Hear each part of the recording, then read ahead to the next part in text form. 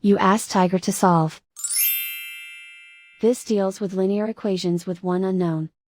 The final result is x equals 24. Let's solve it step by step. Group all constants on the right side of the equation. Add 2 to both sides. Simplify the arithmetic.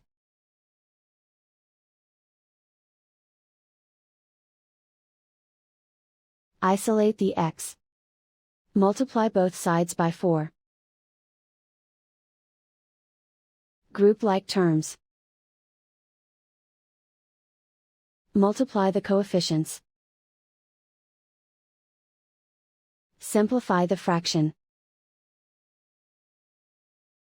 Simplify the arithmetic. And so the final result is x equals 24.